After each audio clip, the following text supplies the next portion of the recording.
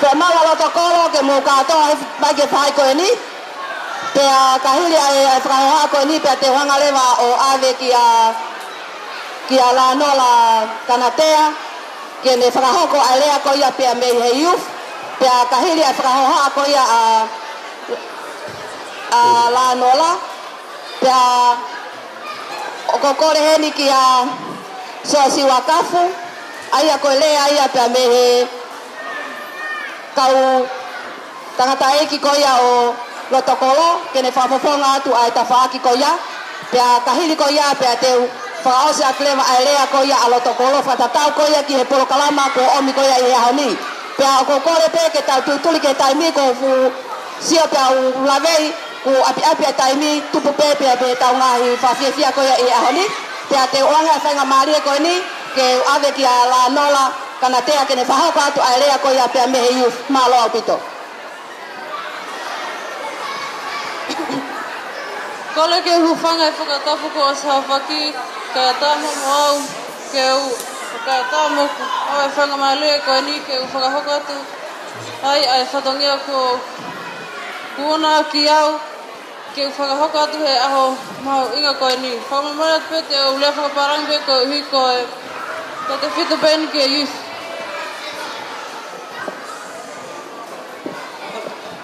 So today my topic's about relationship. So I think this is about relationship in terms of family, relatives, and maintaining strong values. So with us, I think our culture, I think our family means everything. So without family, I think we wouldn't have a sexual support. For example, if you guys just ask yourself, when you're in trouble, when you're in need, who's there for you? Everyone, your family's there for you. They're the people who support you financially. They give you food, they transport you, and they raise you up since you're little. Also with family comes our cultural trauma values. So it works hand in hand. For me personally, I think that the main value for us would be respecting our elders. So when your elders tell you to do something, you actually do it. I know for some of our Kiwi-born children, we were raised here in New Zealand, it's difficult for us to maintain our cultural standards, and for some of us, we are looked down upon. I think it's just because, I think it just depends on how your parents raised you. So if your parents were like kind of like soft on you, maybe you might not have that value, that respect for your elders, but I think it just all depends on your parents. So if your parents raised you well, then you're probably mostly not going to be successful. So yeah, your children's behavior reflects on your parents.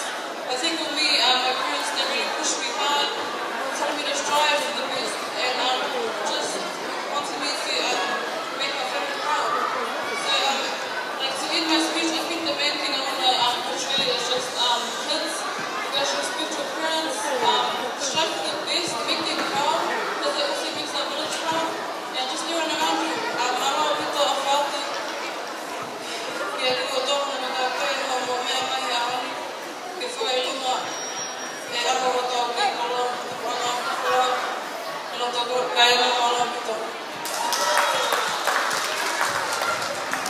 Malamito ria nola koe tahine koe ni koe tahine dia Okalani te molatai kanatea o kuako a ria nola i apiako koe ni a James Cook i Manurewa pe ku ilo ya pito ria nola e apiako o ku kauia i kau to taha ko le nei i apiako koe a ni whakafofonga atu a rea koe a tau tupu o roto kolo e ko Okalani o kulongo tonga nofo o ta roto kolo i Molatai i apiko ni o siwa te ano konga ye koe uingai a rea kwa rea nola koe hoko at koe ni e whakahako hoko atu e mātua koe ni me roto kolo a ni o mongea mai pe o kunau tangu koe ni koe mahuinga hoki hanga e lawe mena o whaia ne nai ange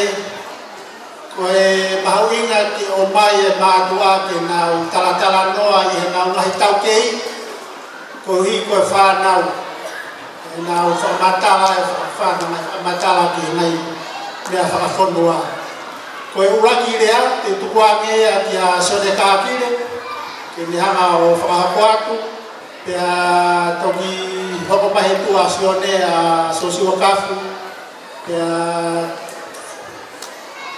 iyo hoko mahi tua sione kakire a te mareti, ko te mareti, ko e oke fine fikau aini o sione no kolona, ko e kau loto kolo e, pia toki whakamui maleva a sosio kafu, ko e te upasi e la sione kakire malo,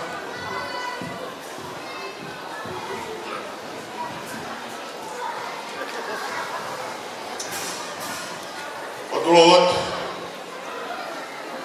o kore teke o whakapi a whio ai o tuai o ka rota o tonga mo ta wā whātanga.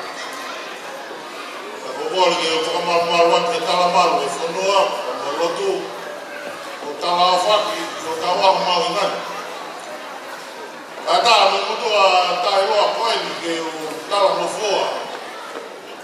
Ke tutoni ai tuke tā, ka moni ko piti.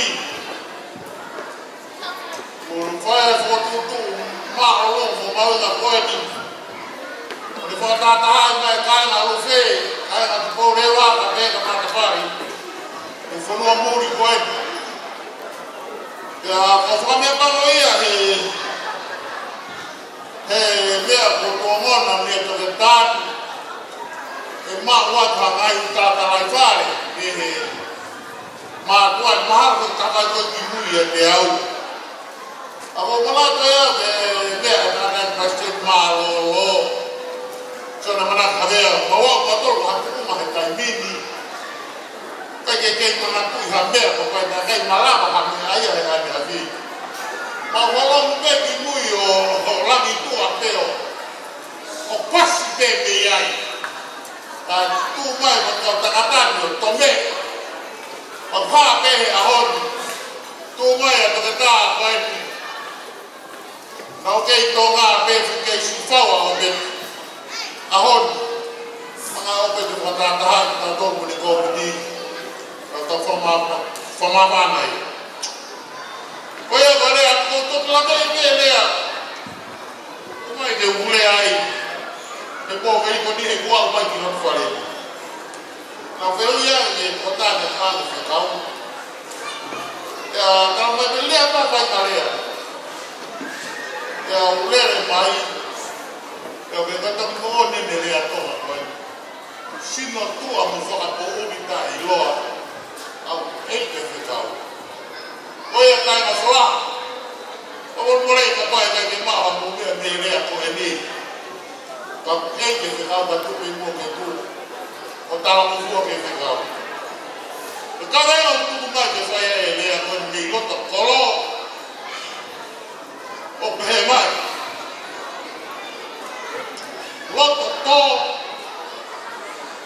Whakatau ki lau. O whamawhaka i ke koe. Koe. Te whawhaho o ke au e matau tū tā pehe. Koe mea te take te anu kauai ai wata tō mo whakatō ki lau. Ka kulene angai mai ka te au e tala noa pe mi whla. Ai e ko whai e mā whana. Ka nea ko wheha tapa i mā mai ki te lele ai. Kei ai kona pe au ni mea kona mā koe mi whla. Ka tala noa koe mi ka tala noa ka te au e ka nai kai whekau ki mo kua whuoroa pita. Ko whola haa ko mea i kei tōtoro e nipa pāu ko harahi a tōtoro e ko waka o mea. Kaki kono kakai, ko kakai ngā o ka whelau whatata ke historia. Nana waka pena tō wai talmi kuai. A whola. Kai e tawhaka mala e kehe kehe pei, whola mea i mea o tangata. O mātu e kei siha kei. Ka whakahake ka kau tōtai ka hoi mātai. Wa mea ki nau tō ruia wila o tangatai au. Ko tau mātau. E awa tō whā ko tō nime e tuke tō tahai ai. Kehe atu pēmea ko tau nima keina. Ka awa kau wero. Koe mea ka tau e mea no tangatau na ifo la. Ka pehe ki tō kaka ki e mea no tangata. Ka tala noia koe niga me whai mena kia e whai whakau. Koe tangata ia oi tori tori. Pa mō mea i me ifola ha. Hanga tō si te hemi na wanga o mea kei manatule rei. Nā kau tori tori ia he whahinga mea. Mahu inga mo ori nge wholawa. Ka whaine tarutari. Tō hāpea ni ngā he kōla misinare me a. Ka kai ke aslea mo tori tori. Papa ni lau e wataka. Pana e me mo tangata ka mea pango ko ngāre te mōne ai mai. Ke whai se kauni ka mea kufu fuoroa. Kono whai wā mai e tō. Ka tatau e pea ka tahu neri e pe kono. Nea teki te kei. Ka tū wai mei kouta mō rere mai peo ki lia hei mana ho. O si i loi koto kotoa he tangata e kinia. Ai ki foi no fo anga tori tori kotoa ko sanga e mākai. Ka mea peo tahane o anga. Ne tahana ma ke pe kola tahata ko ni whaare. Ne pea me pere teka mana unu mai. Ni fi mau wā. Ka tala mai kai ke kau pene. Sioni. Awate e ke kiai. O mui pehe mea e ko mea kai ke kau. O ni ki karitari kotoa pau ka me whenga ni foi tori tori. Ka timo wa bai ke whoku ni foi tori tori. Ka lea ke kia e tātai. Ke kau. Tango tui ko whanongo rere mai ka talanoa. I he mea ko e ni. Ke mahako toko lahi a henu. I he ke nau whanongo nau tō ke talanoa. Pea pehene talanoa e tātai ni e mai ke kau. Ko tori tori. Ka whaiwhai ane e pia ku whoronga ko se tau atu ko hano whi. Ka ke whanongo rere. Ko mea maari e ni o kako. Ne tu peto tori o sio atu. Hei kai ke ni lawa i hano whi. Ko mea to kua le wani ni whai. Ne na foi fo feshi o tō ndo. Feshi besi. Feshi bebe mo aroa. Ko sia me me te whirigo i ai. Ka me mo o pe tamani. Ko ni kosa sino maari. Feshi bebe tori tori na ua ko ni feshi sita a. Ko give mea. Ma kune ungi leo e me o ia. Ui e kau tola a. Ko e whoke ia. Ko ni mari te mai whirio alu. Ne alu ni whaka o mati tamani kōtoro. Ne pēmea pēa nei o alu. Kātā whake rei. E nui te. Hono ko ui anga aia. Koe ki whohe. Whara kako naki ko mau mi he kua tala no anu. Kako te whawhok si pēki historia. Pea ko empeta. Koe mo ui anu. Hau taha mati matebe. Koe ni loku lelei koe ne hamu sisi. Koe mea eo wai ai kona mai e whola ha. Ki hatapa pei mamani. Koe mea eo koe ne pore ai ka ne lau kau aki. Koe ki loku lelei koe ne hamu sisi. Whaka wheka. Koe te tapa peke historia ko omi. Ehe ko te tāo, te lāwei ko tau ki koro. Wahu e mai mea nere. Ko tau whai nipe tātou ka tai white. Kai kai ke te lawa ke te hea mea tapu ki kauai. A hono ngai tupu anga. Whiwhia e koe whiwhia i awe a hono. Ai mo kola. O whawhetai la. Hana e whamatala koe mi o tori tori. Te me tāla e koe mui anga. Koe koe tori kono kifo e. Mea sisi tahai.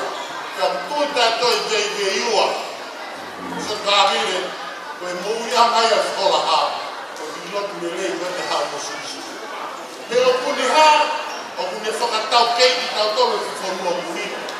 Ka kuni ha, taku hala whaka mama tau mai ata mai. Paku ha e na marama moa moa. Lahe kau whuraya kasi ma whae a ka. Au, ko kau waro wako ko kunu a hiu. Ko mōre pēna pēko tāia na mai. Ui e tau toke tāia māia. Ko whakatai la. Ko koe uki ia koe na ki lea koe ni. Loto koro, loto kai anō. Ofa mai. O whakakutu mauku ui. Kono puke. Ai ki lea koe na tau whakarei mai nui o ni he loto kai anō. Koe loto le lei me hako sisi praisi. O whakawhau. Pia mo tau lai ki. Ke hoa kai na fola ko to be kai na ko mai ka ke ta ma wa fe fe ma so ka ba tua va Mara to sioni tau ki whakawhia pia ne hu mai dara ki tau mai ka tau toki hokot ke rea hoko ko ia i kore ka whine e whakawhia te tau